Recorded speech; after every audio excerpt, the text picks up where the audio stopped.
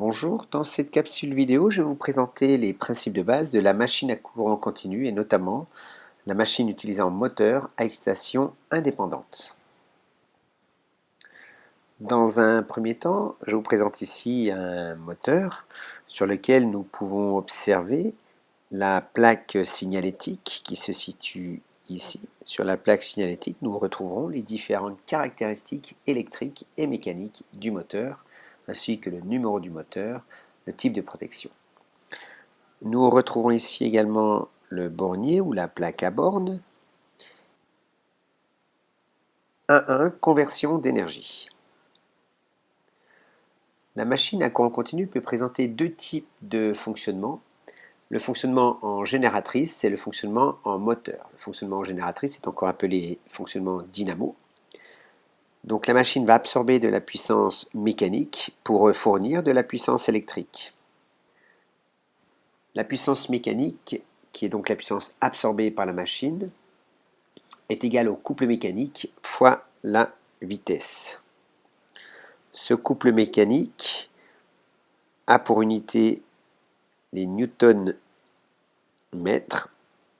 La puissance absorbée est exprimée en watts et la vitesse de rotation en radians par seconde.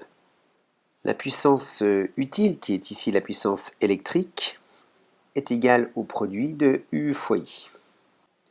Ensuite, nous avons le fonctionnement en moteur, où là, la puissance absorbée est une puissance électrique. Nous obtenons donc une puissance utile qui est une puissance mécanique. Donc TU oméga, où TU est un couple mécanique utile. Donc ici en newton-mètre également, comme le couple mécanique absorbé lors du fonctionnement génératrice. La vitesse de rotation en radians par seconde et la puissance utile en watts. 1.2 Constitution d'une machine à courant continu. Donc différentes parties constituent cette machine. Dans un premier temps, nous allons avoir le stator, donc la partie qui est statique, le stator encore appelé inducteur. Voilà, je vous présente ici le stator qui est soit un aimant permanent ou soit un enroulement. Donc comme vous pouvez observer ici les différents enroulements avec sur la partie extérieure la carcasse. Ensuite le rotor qui est la partie tournante, rotor encore appelé induit. Donc voici un exemple de rotor. Sur le rotor, nous observons ici les différents enroulements. Et nous avons sur l'extrémité la partie collecteur, qui est la partie qui va être en contact avec les balais, ou encore appelés les charbons du moteur, qui va permettre de faire le lien entre l'alimentation et la partie tournante. Et ici, les balais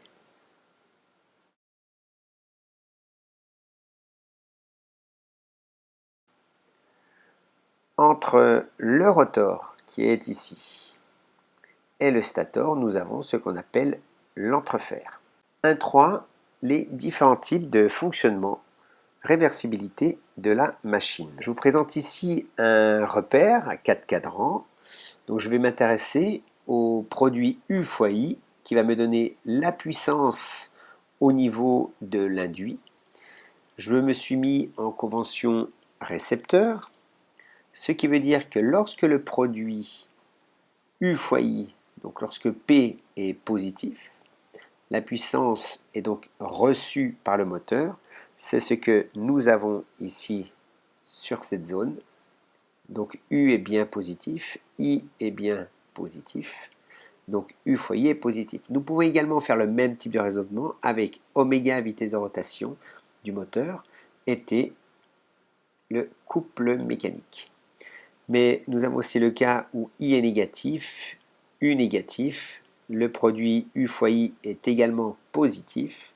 Donc nous sommes aussi avec le fonctionnement moteur. La seule différence entre ces deux fonctionnements, c'est le sens de rotation qui s'effectue ici dans un sens et sur la seconde partie ici dans un autre sens. Ensuite, nous avons la puissance qui va être négative.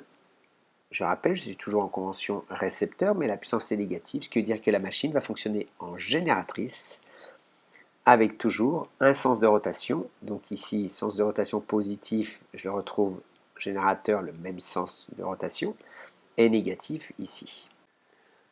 1.4.